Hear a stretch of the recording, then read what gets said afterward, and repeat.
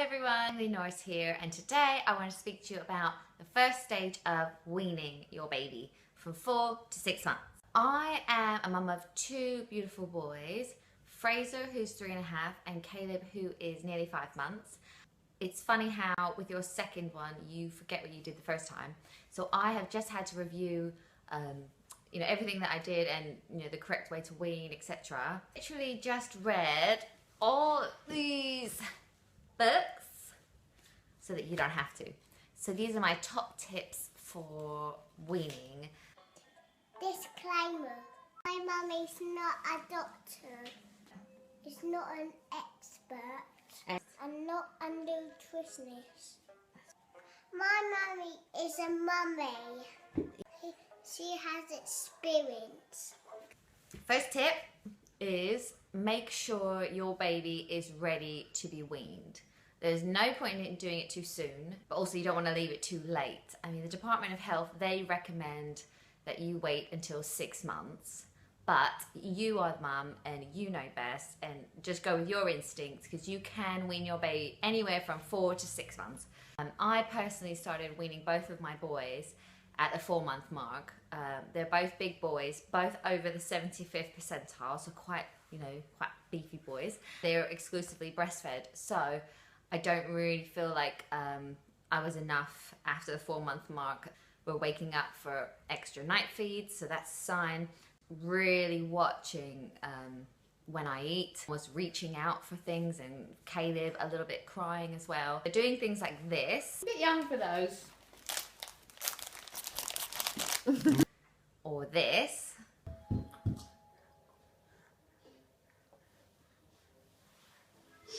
Even this.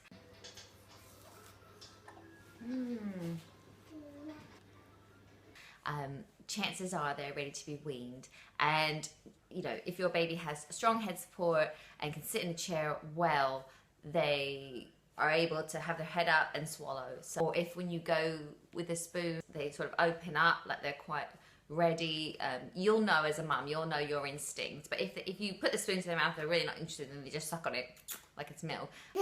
Tip number 2 is, what are the best foods for weaning your baby? First food you want to try. Carrot! Oh, that's right. Carrots and apple And pear! and pear and mango. Oh, yeah. So baby rice is the first one, or baby porridge that you can get in the shops. Baby rice is probably the first thing you want to try, mixed with your baby's normal milk, so either express breast milk or formula is fine. Try literally a teaspoon of that with enough liquid, like 2 tablespoons to make it quite liquidy, and then see how they react to that. And some books, they recommend that you should try one food for a whole week. Allergies, but I disagree. I think a whole week of baby rice could be really boring and cause constipation, and then a whole week of carrots and a whole week of apples, I just think it will be a bit much. So I did a 2-day rule. So I did 2 days of baby rice, 2 days of apple, 2 days of carrot, 2 days of parsnip, and so on. And then after 2 weeks, then I started changing every day.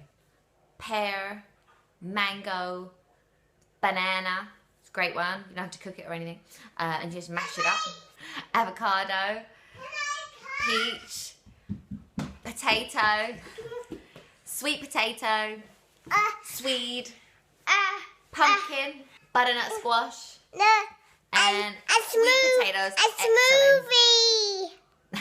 So it's fine to mix, especially in the early days, it's fine to mix these foods with a bit of their normal milk. Get vegetable stock, like baby vegetable stock from the shops, which has lower salt level. Or if you're a super mom, you can make it yourself, and you could mix potato and sweet potato with baby vegetable stock because it's quite starchy. So either mix it with milk or vegetable stock so that it's thinner for the early days, especially if this is before 6 months. I mean, after 6 months, it's not as much of an issue. Tip number 3. How often and when?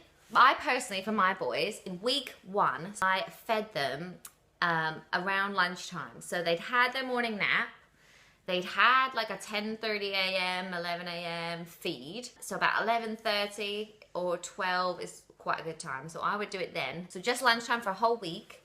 Then week 2, I did a bit of breakfast. After their first feed, we come downstairs as a family, do a bit of porridge or a bit of fruit, and then I did a lunch as well. And then week 3, I did still 2 meals a day, so still just the breakfast and the lunch. And I naturally did something sweet for breakfast and something more savory or vegetable for lunch. Week 4 onwards, I did 3 meals a day, a little breakfast after their first feed, the lunch as usual, and then I did a tea at about 4:30 or 5ish. In that feed, as time goes on, I would like add more baby rice or more porridge, or avocado is excellent because it's got good fat in it. So I try and, you don't want to stuff them full so that they don't have any milk, because milk is still the priority, but it does help them sleep a little bit. Tip 4, so portion sizes.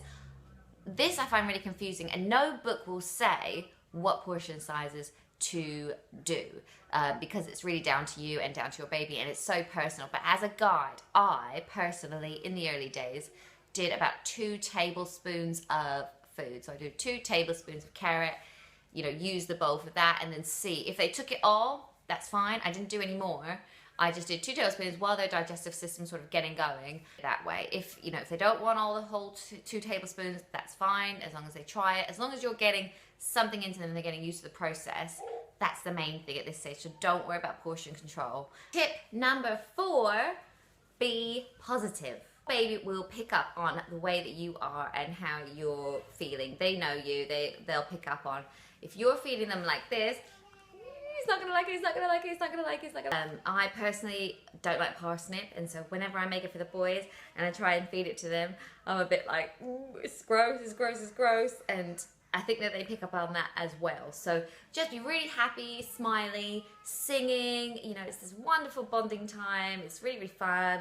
Food is great. Be positive and pick up on what your baby is acting like. I mean, if it's a really clinical situation and you stick them in this cold high chair for the first time, you stick a bib around their neck, and then, you put a spoon to their face, and it's all a bit much, then you can try different things, especially for breastfed babies. Meals have always been this lovely time with mummy and being on mummy's lap, so they may want to be fed while you're holding them, or they may want to be in a familiar bounce chair to start with. Tip number 5 is, what equipment do you need? Now, I was amazed at in the books how much equipment they say that you should have, and all the whizzers and processors and things that they suggest. You don't need all of it.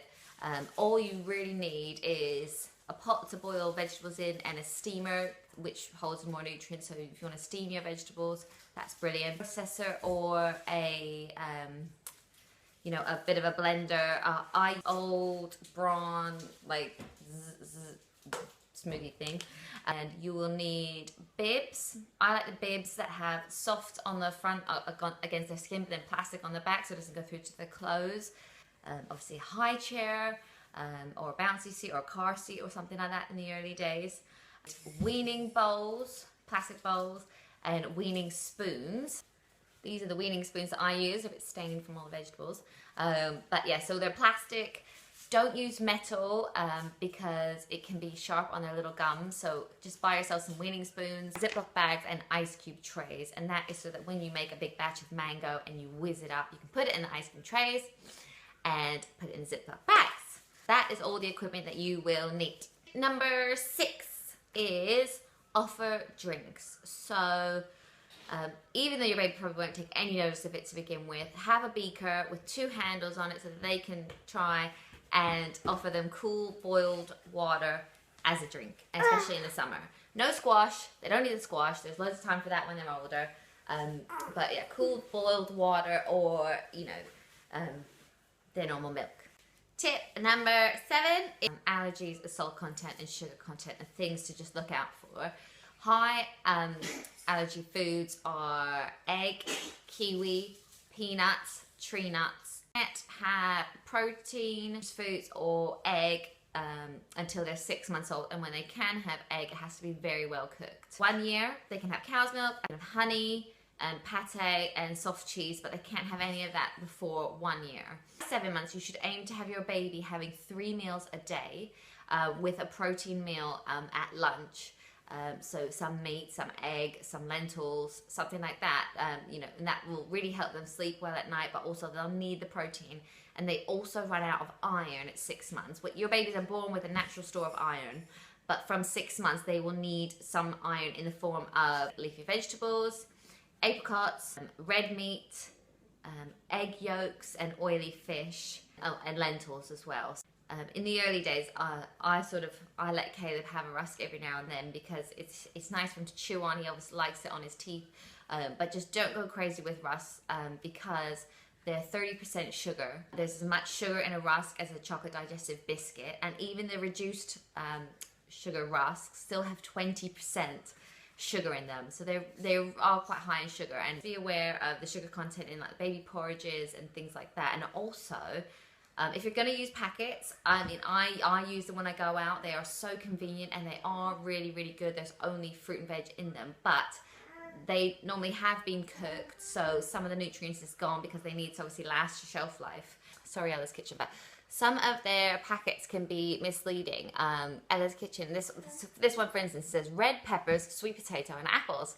Well, that sounds quite healthy. But then you look on the back and, I mean, that is healthy. But I mean, if you are thinking, oh, I'll give them that because that's sort of a more of a vegetable based one because it's red peppers, sweet potatoes and apple.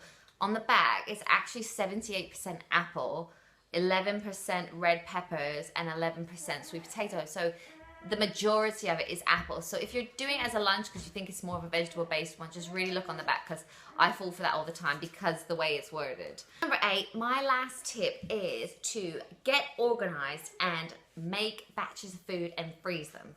So if you set aside one evening or one day or one, you know, a time where your husband can have the kids and you can buy up all the fruit that you need, cook it up into batches, put them into ice cube trays, put them in the freezer, and then you're done. And in the morning, you can come down and you can think, right, what's he going to have today?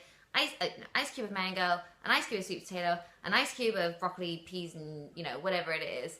And it just makes life so much easier. So if you can set aside some time to get organized, it's a really big tip from me. And when I first started weaning my children, I bought loads and loads of ice cube trays because I thought I needed loads. But actually, if you do a batch of mango and freeze it, and then pop them out into a Ziploc bag that you can then label, then you can use the ice cream tray again, and then you can use it again and again and again. So in your freezer, you'll actually just have Ziploc bags full of different things, and then you can write on the label what it is, because things change their look when they're frozen.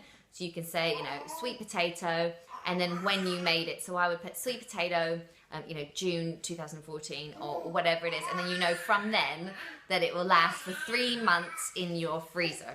Okay, thank you everyone. I hope my tips are useful. So you are my new swashbuckling team to help me win back my jewels from Captain Sinker. But before we play our first game, let's...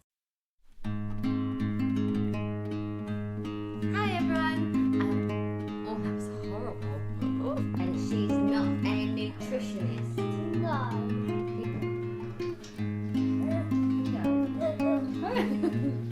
Not doing it now. To get all big and strong like this. That was your favourite. An orange. No. You can't have citrus fruit until after 6 months. You need lemon. No lemon. I don't think the baby will like lemon. Come again? Yes. Mango. Mango's a very good one. And parsnip. Swede. Sweet potato is like my favourite one. Sweets. Not sweets. Tip number 3. Don't do a vlog with your child in the next room. So, I better go because the babies are crying.